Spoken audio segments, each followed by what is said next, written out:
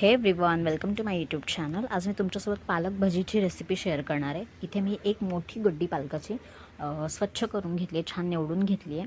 चला तर पटकन सुरुवात करूया. त्यासाठी मी एक वाटण तयार करते.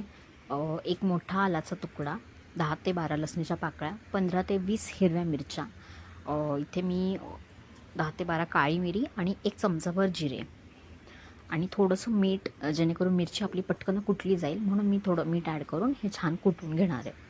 इथे मी पालक स्वच्छ धुवून चिरून घेतला आहे. इथे बघा तुम्ही, मी जाडसरच असं कुटून घेतलं याला. त्या पालकामध्ये मी हे सगळं कुटलेलं वाटण टाकणार आहे.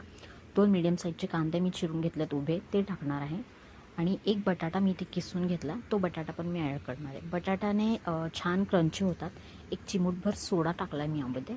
आणि बेसन टाकूया. बेसन थोडं थोडं करून आपल्याला ॲड करायचं आहे. आणि थोडाही पाण्याचा वापर न करता आपल्याला हे सगळं मिक्स करायचं. त्यामध्ये मी 2 चमचे कॉर्नफ्लॉवर पण टाकलं आहे. आणि एकदम एंडिंगला मी मीठ टाकलं आहे चवीपुरतं. मीठही आपल्याला थोडं जपूनच टाकायचं आहे, कारण पालकामध्ये जास्त मीठ खपत नाही. आणि मीठ थोडं टाकलं, जास्त मीठ टाकलं तर ते जास्त खारट होईल.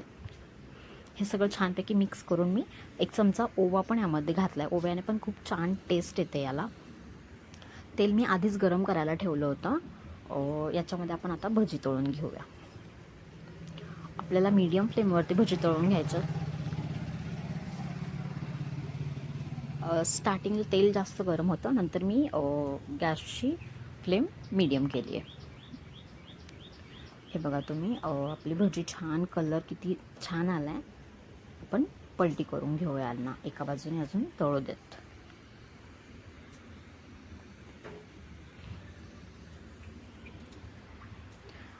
अशा पद्धतीने तुम्ही पालक भजी नक्की ट्राय करून बघा. खूप छान लागतात टेस्टला. आणि कॉर्नफ्लॉवर टाकल्यामुळे एकदम कुरकुरीतही होतात. हे बघा, आपली भजी तळून तयार आहेत. तुम्हाला हव्या आता चटणीसोबत तुम्ही सर्व करा किंवा केचपसोबत खा, एकदम छान लागतात.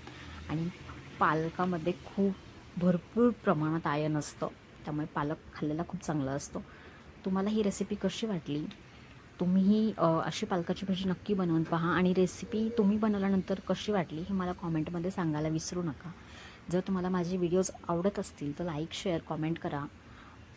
चॅनलला अजून सबस्क्राईब केलं नसेल तर सबस्क्राईबही नक्की करा.